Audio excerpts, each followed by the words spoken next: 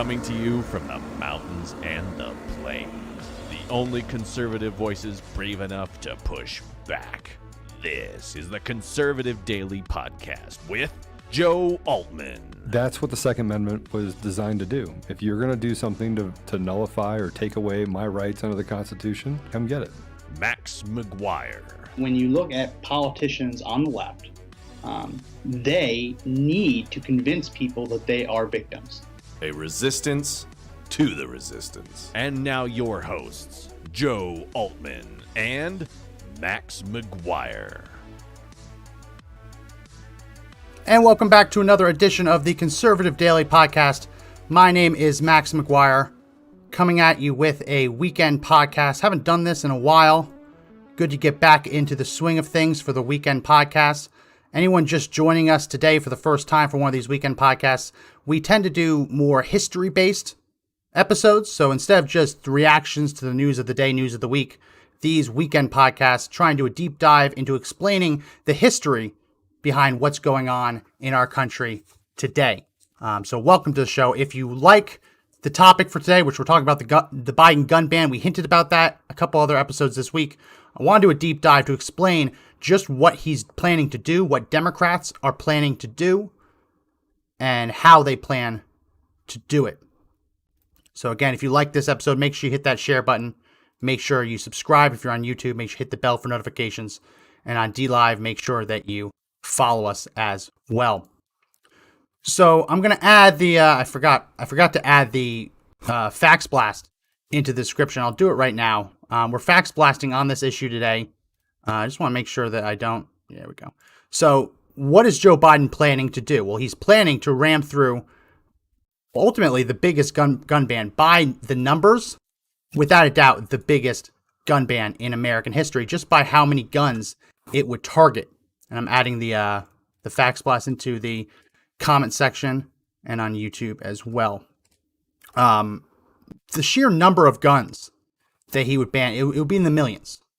It would be in the millions, targeting semi-automatic rifles, semi-automatic shotguns, semi-automatic pistols, and large capacity, so-called large capacity magazines. We covered this on the show a couple days ago. This is actually, it's a surplus U.S. military mag, 30-round magazine. Picked this up years ago, like $10, $12. In order to keep owning this, under Biden's plan, I'd have to pay $200 to the federal government, to the ATF, for the privilege of continuing to own it. You got 2 mags, that's $400. 5 mags, just 5 magazines. That's $1,000. $1,000 tax just for the privilege of owning what you already legally purchased and legally own. Amazing. So we're going to talk about exactly what this is, where Joe Biden would derive the authority to do this. But in order to do that, we have to go back a little bit, and we have to play Joe Biden's own words when he was on CNN, now 2 years ago, explaining what he would do for people who own he calls them automatic weapons, but AR-15s and the like. Let's go ahead and listen to Joe Biden. Buy an assault weapon that has multiple rounds, or buy an assault weapon that has 100 rounds. Even though it may not, you can't point to the fact that it in fact had stopped it before. Do you want more of them on the street? Do we want to do that? So to gun owners out there who say, well, a Biden administration means they're going to come for my guns. Bingo. You're right if you have an assault weapon. The fact of the matter is they should be illegal, period. Look, the Second Amendment doesn't say you can't restrict the kinds of weapons people can own. You can buy an assault weapon. So that just looped. Sorry about that. Rounds. It looped. So his claim is that the government has the right to arbitrarily ban guns by simply the belief that they're too dangerous. And he uses that loaded term, assault weapon. Assault weapon. We see that used all the time with very little effort to actually explain what it means. So let me go ahead and take this display down. I'm going to go ahead and put up the actual bill. The Democrats never want to talk about what it actually means, what an assault weapon under their plan would mean. That's because they're changing the definition. They're constantly changing the definition of an assault weapon, because the more they study the issue, the more they realize that they actually want to ban more guns than they previously thought. So let me make this a little bit bigger. I'll go ahead and read the part. So they target assault weapons, and they mean certain types of semi-automatic pistols, certain types of semi-automatic shotguns, and the big one, certain types of semi-automatic rifles. They name them by name, but they also have copycat provisions. So let me scroll down to it. Here we go. So the term semi-automatic assault weapon, if you can't read this, I'll read it out. The term semi-automatic assault weapon means any of the following, regardless of the country of manufacture. A semi-automatic rifle that has the capacity to accept a detachable magazine and any one of the following: a pistol grip, a forward grip, a folding, telescoping, detachable stock, grenade launcher, like we all have one of those, a barrel shroud, or a threaded barrel. Now, the important language here, let me see if I can zoom in. The important language here that's actually changed is the ability to accept. Or where did I just lost it. Here we go. So a semi-automatic assault weapon, a semi-automatic rifle that has the capacity to accept a detachable magazine and the capacity to accept any of the following: a pistol grip, a forward grip. That's very dangerous because every gun has the capacity to add a forward grip. It's called a Picatinny rail or whatever, M-lock rail, whatever rail you want to use on your rifle. Very dangerous stuff. So that is much stricter than it was in the 90s. The rule in the 90s, the 1994 crime bill, was it would be banned if you had two. So if you had a pistol grip and a adjustable stock, that was a banned weapon, right? So what people did is they kept the pistol grip and they just pinned the stock in place, glued it, welded it so it couldn't move, or used a stock that wasn't adjustable and got around it. Well, this one, they're saying it's an assault weapon if it has even one of these features. Incredible stuff. So let's scroll down to pistol. A semi-automatic pistol is a pistol that has the capacity to accept a detachable magazine, every semi-automatic pistol nowadays, and any one of the following: a threaded barrel, a second pistol grip, which would be illegal unless it was registered with the government, a barrel shroud, the capacity to accept a detachable magazine at some location outside of the pistol grip, a semi-automatic version of an automatic firearm, a manufactured weight of 50 ounces or more when unloaded, or a stabilizing brace or similar component. We've talked about stabilizing braces on the show before. A stabilizing brace, I actually have one. Pulled it out of the safe. Oh, no, that's not a stabilizing brace. Hold on. A stabilizing brace looks a lot like a gun stock, but it's not. It's designed to rest against your forearm to help you manage the recoil of an AR-15 pistol or the like. So this latest gun ban bill would target those. So just so you understand, they're defining an assault weapon in terms of things like its weight, where you put a magazine into the gun, and whether it has a threaded barrel. It doesn't matter if you legally own a suppressor. If you have a gun, a semi-automatic gun that can accept that suppressor, it would be banned. And then they say a semi-automatic shotgun has any one of the following: folding, telescoping, or detachable stock, a pistol grip, fixed magazine with the capacity to accept more than 5 rounds, which is a lot of semi-automatic shotguns, the ability to accept a detachable magazine, a forward grip, or a grenade launcher, or any shotgun with a revolving cylinder. So that's the language. And you need to understand that in 1994, when they had the crime bill, they listed a much weaker version of the copycat provisions, and the number of firearms that were banned by name were a couple dozen. This one makes it nearly impossible to have a compliant AR-15 and names hundreds of firearms by name that would be banned. And the way it works is what's banned isn't the features of that gun, it's what's stamped on it. So if, like the old one, if you had an AR-15, you could make it compliant. But if you actually stamped or scribbled the words AR-15 on it, that would make it banned because it was an AR-15 banned by name. Funny how that works, right? So they're basically going after millions and millions and millions of guns. Millions of guns. And as I explained, the changing of the terms to ban a gun that has the capacity to accept a forward grip puts even more guns on the chopping block. So that's what they're planning to ban. Also the detachable magazines, as I said, any magazine that can hold more than 10 rounds. How are they planning to do it? That's the question. They're not planning to actually push through that bill that I just read you. That was Dianne Feinstein's assault weapons ban of 2019.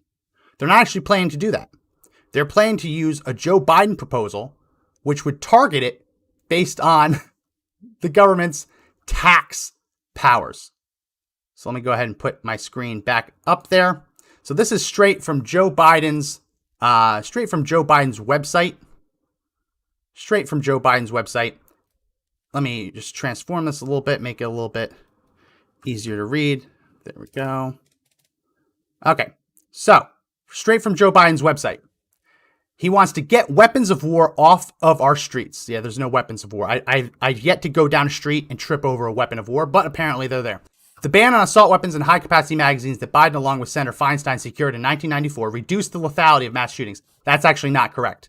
But in order to secure the passage of the bans, they had to agree to a 10-year sunset provision when the time came. The Bush administration failed to extend them, as President Biden will, 1, ban the manufacture and sale of assault weapons and high-capacity magazines. That's what we just mentioned, right? Incorporating that part of Feinstein's plan. But this is the real kicker, the second part. Regulate possession of existing assault weapons under the National Firearms Act. Currently, the National Firearms Act requires individuals possessing machine guns, silencers, or short-barreled rifles to undergo a background check and register those weapons with the Bureau of Alcohol, Tobacco, Firearms, and Explosives, ATF. Due to these requirements, such weapons are rarely used in crimes. As president, Biden will pursue legislation to regulate possession of existing assault weapons under the National Firearms Act. So we're going to explain today what that would mean. What it would actually mean for semi-automatic weapons and large-capacity magazines to be added to the National Firearms Act. But in order to do that, we have to explain what the National Firearms Act was.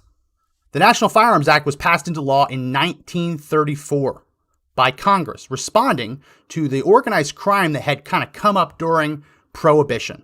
So Prohibition, they banned the sale of alcohol. Surprise, surprise. People kept drinking. They just did it illegally. And that gave rise to the Al Capones of the world, right? To these mobsters, Machine Gun Kellys, the mobsters who would take advantage of this black market to stay in business, to fill the void. Well, they got to be very, very violent, right? They started using machine guns, Tommy guns, sawed-off shotguns, all the boogeyman, the bad, dangerous guns. Congress began realizing that the bootleggers were using them all. So instead of, well, ultimately they ended Prohibition, right? They ended Prohibition. And surprise, surprise, bootlegging ended. When you make it legal, bootlegging ended. But they still wanted to go after the weapons.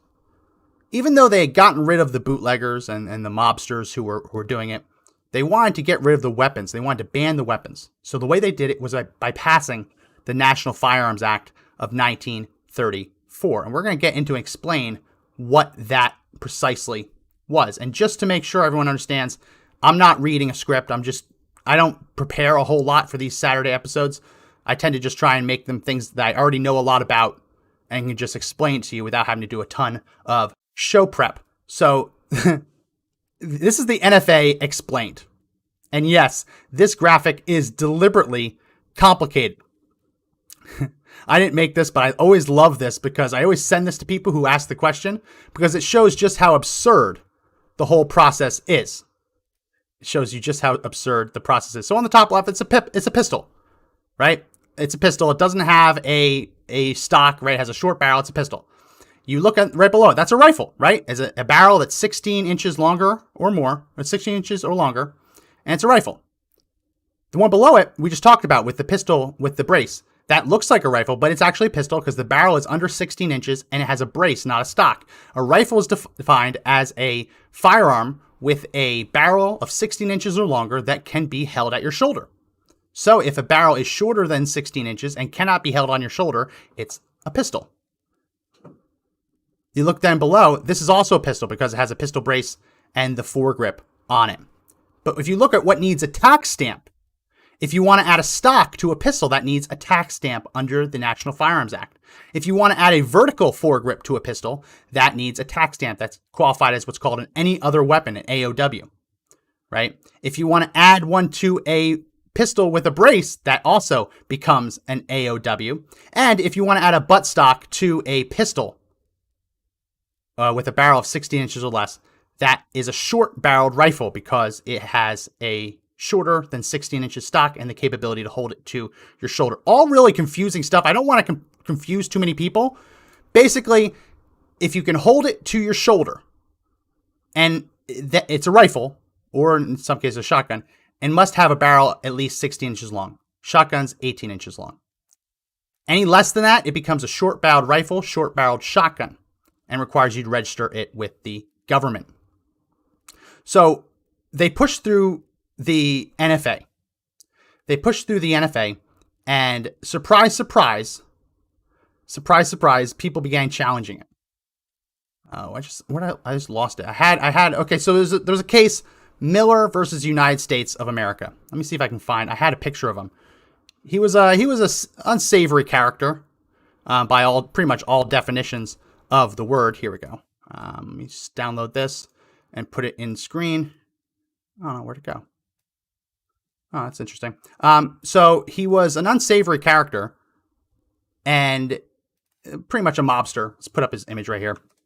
He was arrested for bringing a sawed-off shotgun across state lines without paying the proper tax. Jack Miller. He challenged the constitutionality of the National Firearms Act in court, claiming that it violated his Second Amendment rights. And a lower court agreed. Lower court said that the federal government has no right to arbitrarily assign taxes to specific classes of firearms and then punish someone for owning them.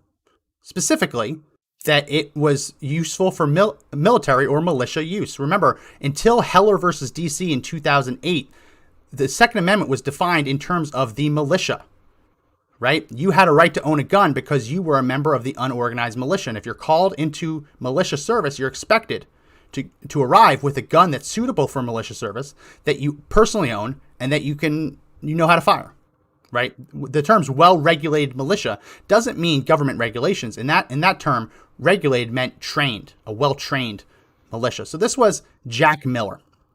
Jack Miller got arrested for transporting a sawed-off shotgun across state lines. Remember, the National Firearms Act said if a shotgun has a barrel less than 18 inches long, 18 and a half inches long, it was a sawed-off shotgun, short-barreled shotgun, and required a $200 tax stamp in order to own.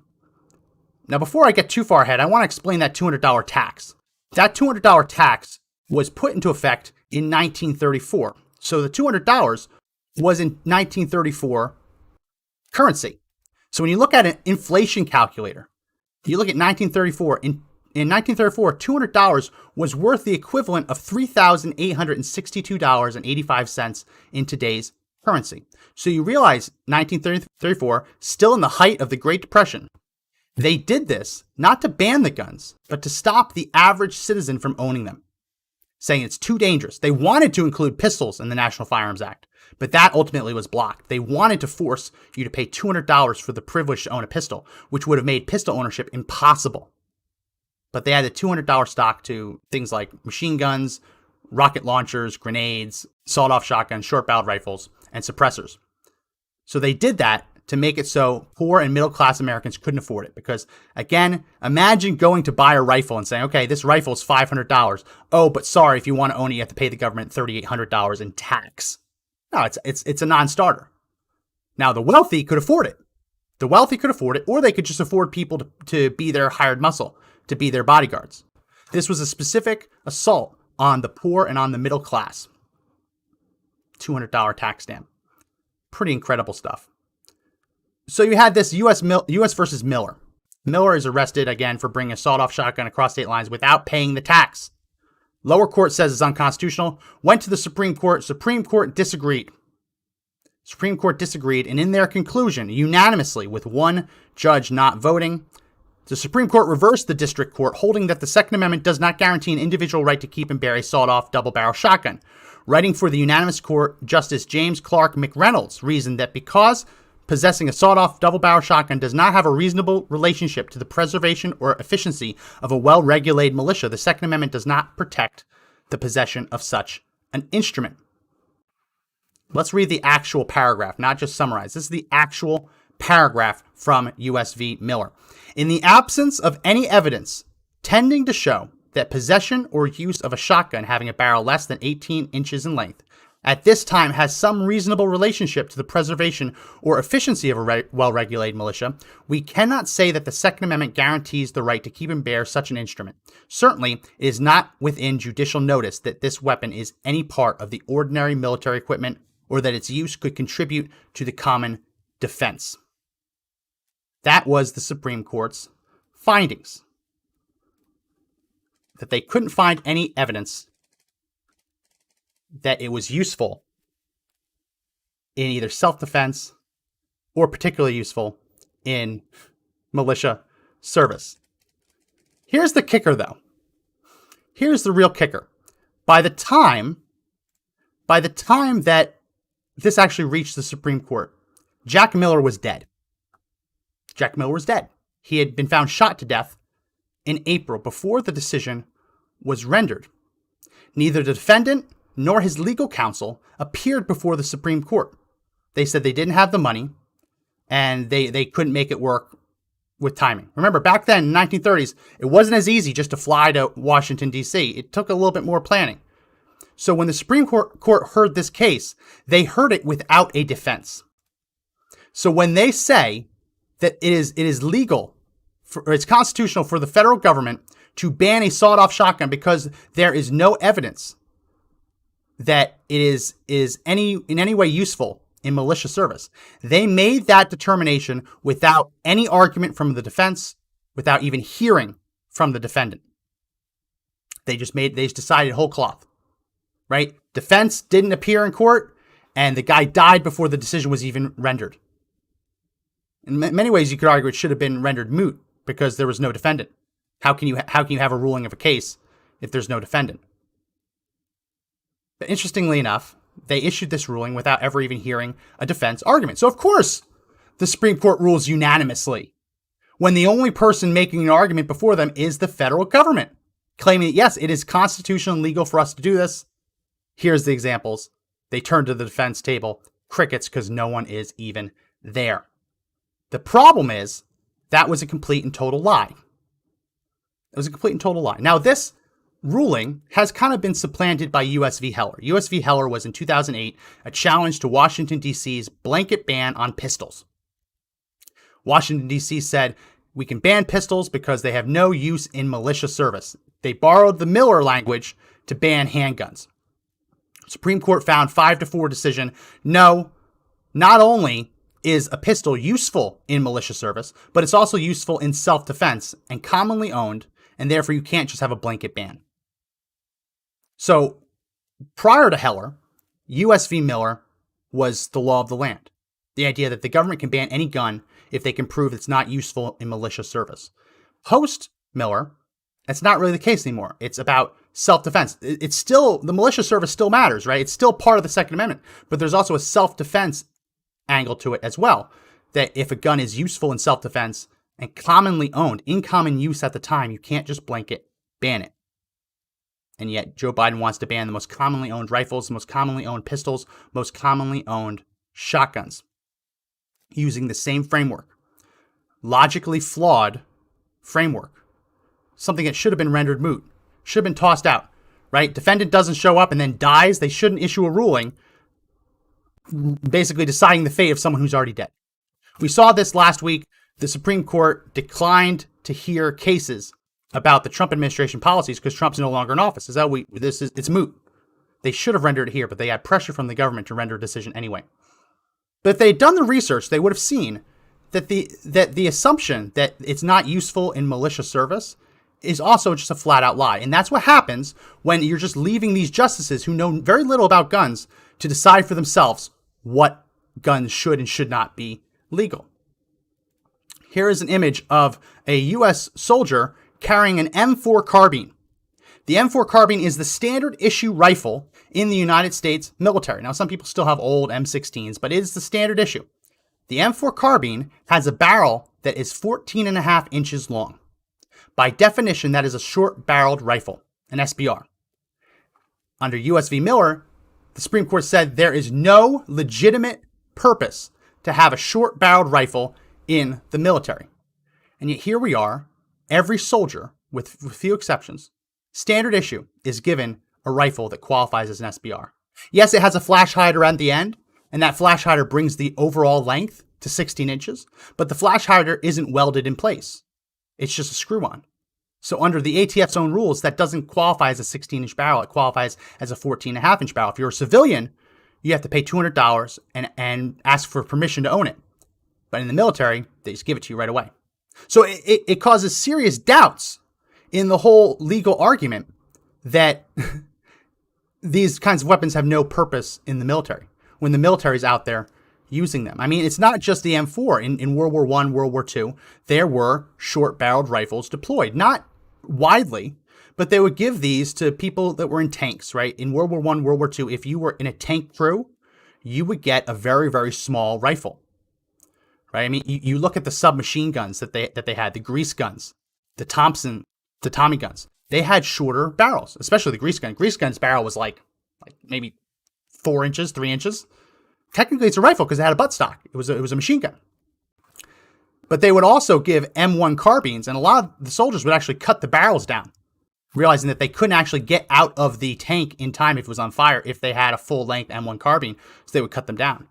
We also saw in World War II cutting down Mosin Nagants, cutting down K98s, cutting down Lee Enfield rifles to make them a little bit more usable in tight quarters. So you look through history, you see short-barreled rifles used. Supreme Court couldn't find any of that, so they said it just must not exist. They said it must not exist. Navy SEALs, for the longest time, like this, which is a CQBR, which is I believe it's a close quarters battle rifle. The B might stand for something else. It's a close quarters gun. They liked a 10.5-inch barrel. A 10.5-inch barrel. Sometimes they go to 12. But again, the standard issue for the Navy SEALs for the longest time was a short-barreled rifle. You cannot make the argument that there is no militia purpose when you're giving the military the very guns you say should be banned. And just to show what I'm talking about, this is the specs for the CQBR.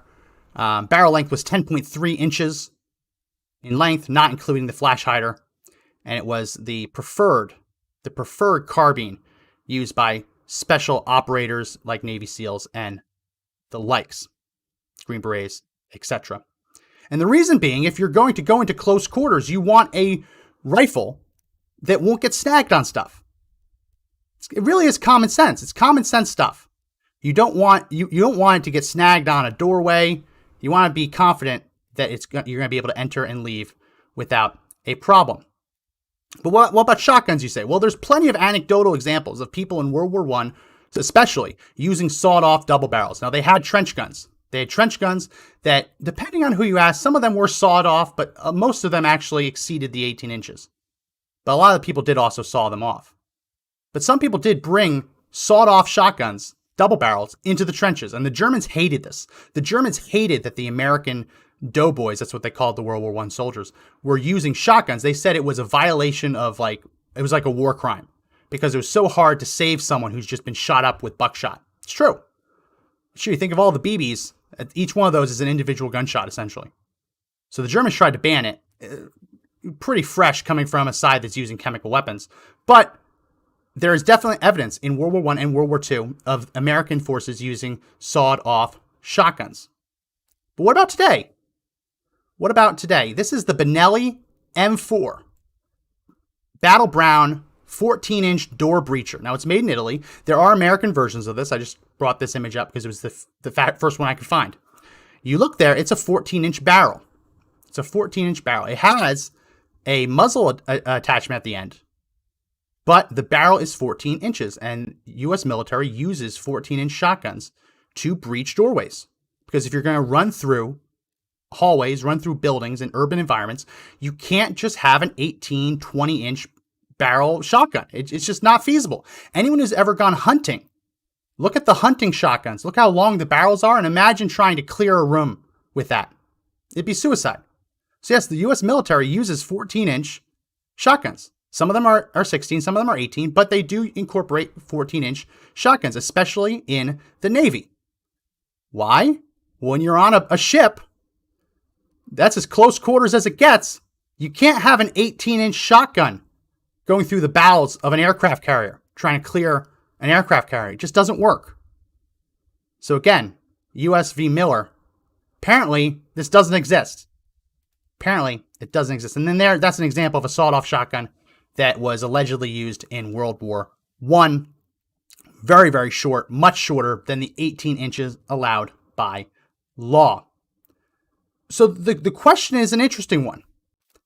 The precedent behind the federal government banning sawed-off shotguns, sawed-off short-barreled rifles, grenades. I mean, the whole argument that the government can ban grenades because they don't have any militia purpose is so absurd. Because yes, the military uses grenades, right? The whole purpose of the NFA was to take what was deemed as military weapons and keep them out of reach of civilians. But the Supreme Court in Miller determined that the opposite, right? That they weren't military weapons and they were just strange and absurd and dangerous. So it's a very strange logic that is upholding the National Firearms Act. On the one hand, it bans military weapons from civilians, but on the other hand, it says it's constitutional because they're not really military weapons. Doesn't make a whole lot of sense. The question, though, is can Joe Biden apply the same logic to a semi-automatic rifle, semi-automatic pistol, semi-automatic shotgun, and large capacity magazines? He believes that he can. He believes he can. Now, dedicated marksmen in the military are given, sometimes they're given machine guns with three-round bursts, but a lot of times they're given semi-automatic AR-15s, basically souped-up AR-15s. The reason being that they're not expected to be firing a lot of shots very quickly. They're expected to shoot people at greater distances, one shot, one kill. Right? When we have contractors overseas, military contractors, they are given semi-automatic AR-15s. Every now and then, some of those come up on the market and you can buy them. They're in really bad shape. They charge way too much for them, but you can buy them. So the argument that an AR-15 has no militia service is just ludicrous. Like, that wouldn't pass any smell test. But that's what Joe Biden plans to try and do. The idea that a 30-round magazine has no militia service when it is literally standard issue in the United States military. Again, with the exception of dedicated marksmen who are expected to be lying on their stomach and need a shorter magazine to prevent it from brushing up against the dirt. Everyone else gets a 30-round magazine, right? If you're given like a heavier machine gun, you're given a lot more than 30 rounds. You're given entire belts of hundreds of rounds of ammunition. So the argument just doesn't hold up, right? And then you look at things like rocket launchers, like grenades. Yes, technically, the civilians should be allowed to own it. If that terrifies you, fine. But arguing that Americans have no right to own a rocket launcher because that only the military should, but then say that the only reason they can't own it is because it has no military purpose, it's the stupidest thing ever. So what is Joe Biden actually planning to do? I wanted to give this background of how we got here. Joe Biden wants to take the National Firearms Act. Oh, hold on. We have a ban. We have a. Let me. Sorry. We have a troll. I just banned him on Facebook. The National Firearms Act was, as I said, applied to machine guns, short-barrel rifles, short-barrel shotguns, explosives, destructive devices, and any other weapons. Any other weapons are things that just don't meet any of the other definitions. So, like, when you look through history, it's like, oh, wow, look at this. This is a cane. Oops, no, it's actually a rifle, right? When they would hide guns and canes and briefcases, those qualify as any other weapons because they don't meet any other definition. Joe Biden wants to add these semi-automatic firearms I talked about and large capacity magazines to that bill's purview. So what would that mean? That would mean that all future purchases would be banned. Interestingly, the NFA doesn't do that, right? It wasn't until 1986 that Congress passed the Firearm Owner Protection Act to ban modern machine guns. But even other machine guns, if it was registered before 1986, you're allowed to freely transfer them, sell them between person to person, as long as that other person pays the tax and does the background check. Under Biden's plan, he would ban sales transfers moving forward. That'd be done. If you currently own one of these banned guns or one of these magazines, you'd have a choice. And it'd be a very difficult choice. For some, very easy choice for others. You have a choice. You either pay the $200 tax per offending item, or you surrender them, destroy them, alter them, or render them inoperable. So we look at this. This is an AR-15. It's an AR-15. This one actually would be compliant under the 1994 bill because it does not have an adjustable stock. It has a pistol grip, but that's the only evil feature. The muzzle brake is actually welded on. I bought this when I used to live in New Jersey. So that would be banned. I would have to remove the pistol grip in order to keep that rifle. Now, there are some devices that you can do to make that happen, but it completely destroys the ergonomics of the rifle. As I mentioned, these magazines, each one, 30 rounds. I would have a couple of options. I either pay $200 per magazine if I want to continue to own them, or I have to destroy them, surrender them, render them inoperable. There's a couple of ways that you can alter them to reduce the capacity, but those kinds of mags jam up. I mean, some companies have found a way to do it pretty well. Basically, you have to either stamp a pin through it, or you put something in the follower's way so it can't actually accept 30 rounds. But it makes them very unreliable. So the choices you have are either pay the fine, get rid of them, or render them in a way that makes them less useful. Think about, everyone, go ahead. You don't have to put the number out. But think about how many AR-15s, AK-47s, semi-automatic rifles, shotguns, pistols you own that would meet this definition. Right? Figure out that number. Then figure out the number of magazines you have that have the capacity to hold more than 10 rounds in them. Think about that number. Add those total numbers together and multiply it by 200. And that would be your total tax bill to continue exercising your Second Amendment right. Now, one of these days we'll go through my gun collection because I have a lot of really cool, old, kind of antique, curio, and relic guns. I don't want to give too much away, but based on the number of magazines, guns I own, I crunched the numbers, tens of thousands.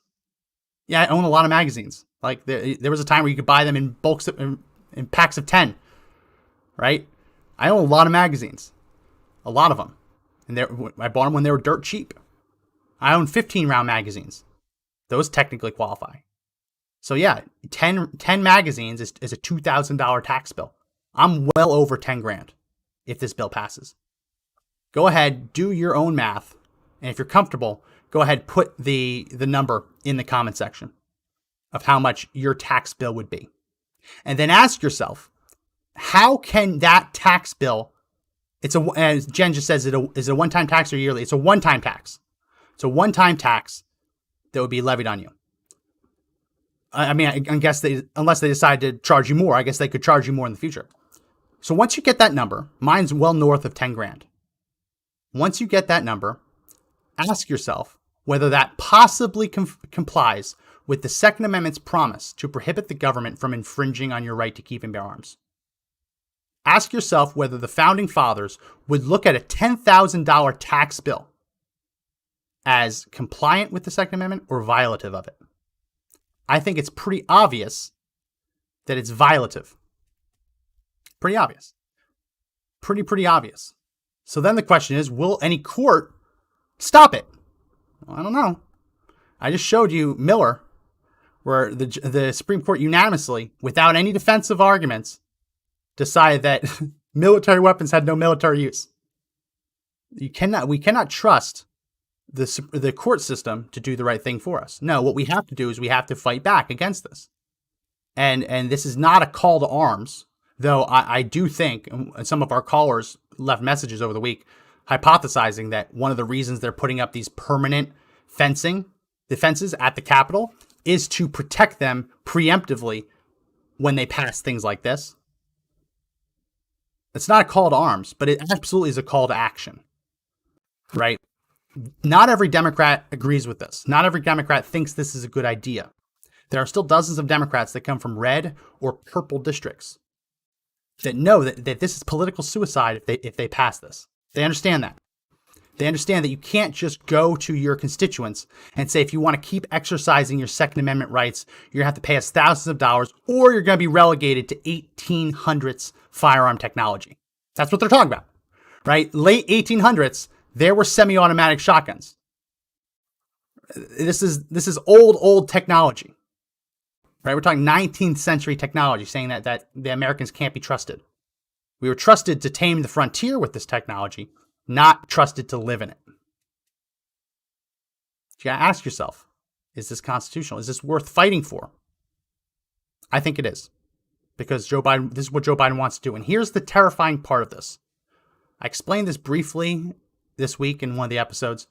Typically, in the United States Senate, you need 60 votes to pass a piece of legislation. Technically, let me be completely accurate. You need 51 votes in the United States Senate with all 100 people there to pass it. You need 60 votes to end debate, right? So on the House side, whenever a bill comes up, they say, okay, there are 2 hours for debate, 1 hour for each side. When the debate is over, we will vote. On the Senate side, it's kind of unlimited debate. They can debate it as long as they want. That's the deliberative body. That's what you always heard, the world's greatest deliberative body. Well, to get that moniker, they have unlimited debate. In order to end debate, you need 60 senators. 3/5 of the senators there have to vote to end debate. Otherwise, it's what's known as a filibuster, not a speaking filibuster where you just go up and speak for hours and hours and hours on end. That's a legislative filibuster. So you block the bill by refusing to end debate. That's typically how things go. But there is one crucial exception for legislation in the 60 vote rule, and that is revenue generating legislation. It's called budget reconciliation. Every year, the House and the Senate, once a year, can push through a bill that bypasses the 60 vote majority, as long as that bill deals exclusively with revenue generating items. So they passed Obamacare. Remember, go all the way back. They passed Obamacare using budget reconciliation because they classified Obamacare as a tax. Remember? It was a tax. So since a tax is a revenue generating article, they were able to pass Obamacare through this budget reconciliation process. Biden and the Democrats want to do the same for this gun control bill because it's not door-to-door confiscation. It's not going door-to-door and kicking your door and taking what you own, right?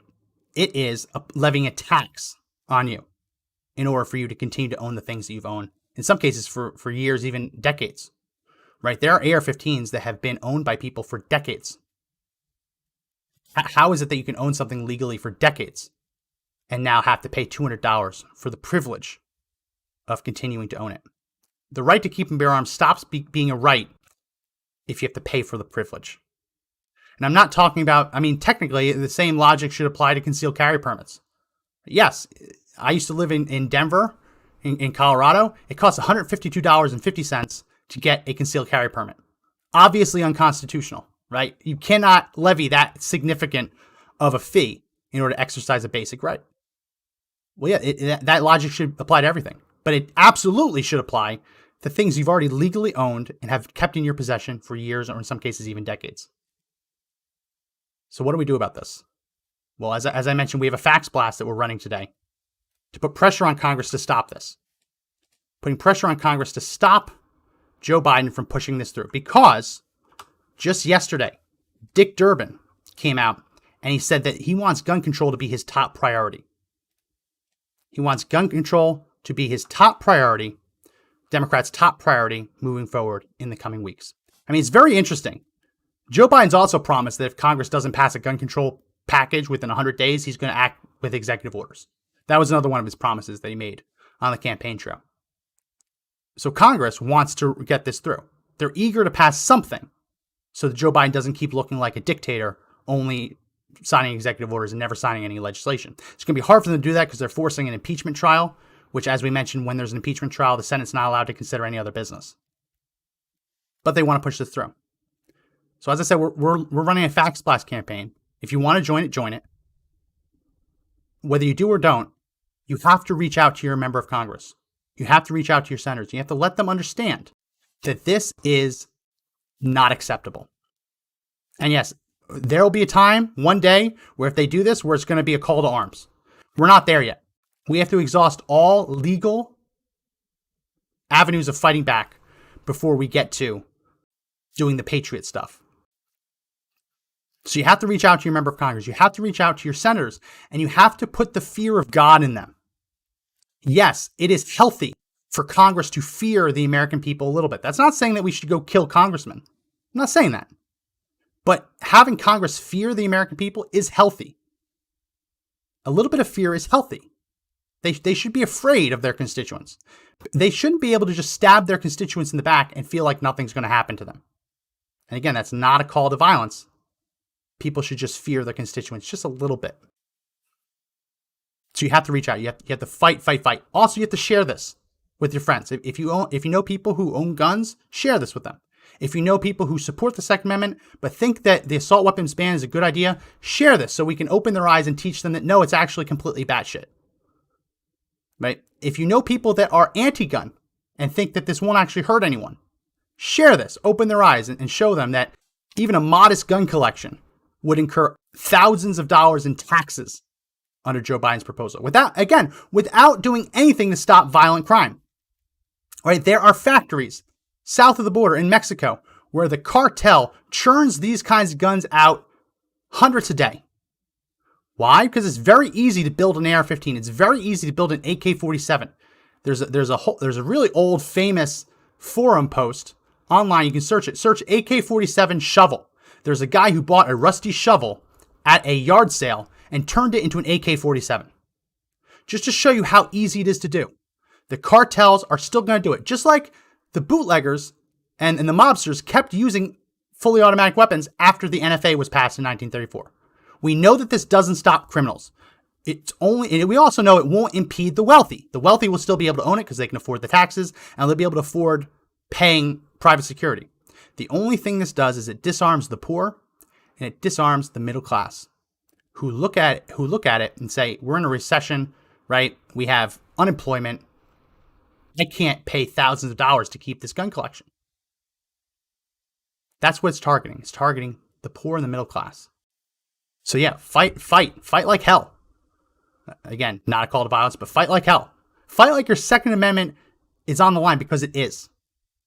And if this passes, I fear for this country if this passes. Because things like this, the American people will not take quietly. They will not take sitting down. So I hope that this was a helpful episode. It's kind of hard to condense 90 years of firearm policy, firearm legislation into one broadcast. I think I did a decent enough job. There's other parts of the NFA that we could have gotten into. Things like destructive devices. Destructive devices are it's a kind of a wide definition, including grenades, rockets, and also any projectile or gun that can fire a projectile that's larger than ½ inch in diameter. So ½ inch is the cutoff because that was shotguns. Anything larger than ½ inch is a destructive. Anything larger than 50 caliber is a destructive device.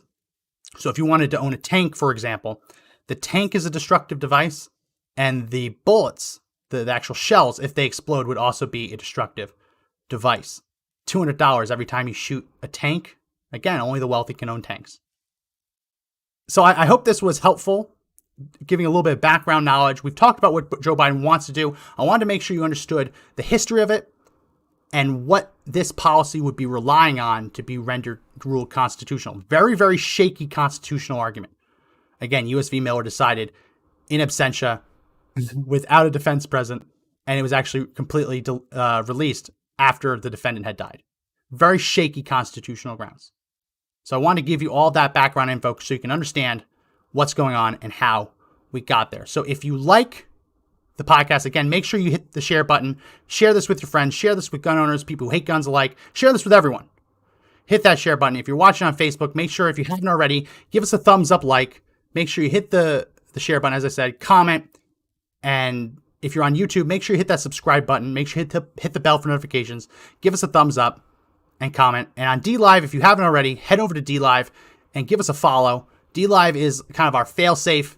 If we get banned on everything else, we'll still be on DLive. So make sure you go over there and check that out as well. So that's going to be it for this edition of the Conservative Daily Podcast. If you like the podcast, please also make sure that you subscribe to the audio versions of the podcast. You can find that on Google Podcasts, Apple Podcasts, Spotify, Pandora, iHeartRadio, TuneIn, Podbean, all links in the description. It's going to help us get advertisers, prove the numbers, and the way we do that is through audio download. So even if you watch it live, subscribe there. It'll auto download on your phone and we'll get credit for it. Also very important, if you haven't already, text the word freedom to 89517. I made sure to send that out today. If you text the word freedom to 89517, you'll get a text alert when we go live, and you won't have to rely on Facebook or YouTube to give you a push notification. Also, a link in our description to join our email newsletter. Very important.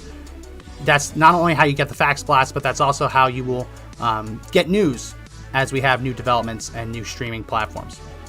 Again, we're on DLive, dlive.tv/conservative daily. If you want to donate to the podcast, help us fight our legal fees, bit.ly/CD-donate, link in the description.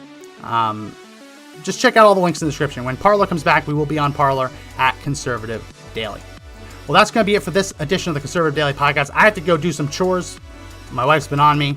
So remember, everyone, that the fight to take back our country clearly isn't over yet, but the only way we win is if we all stand up and fight together.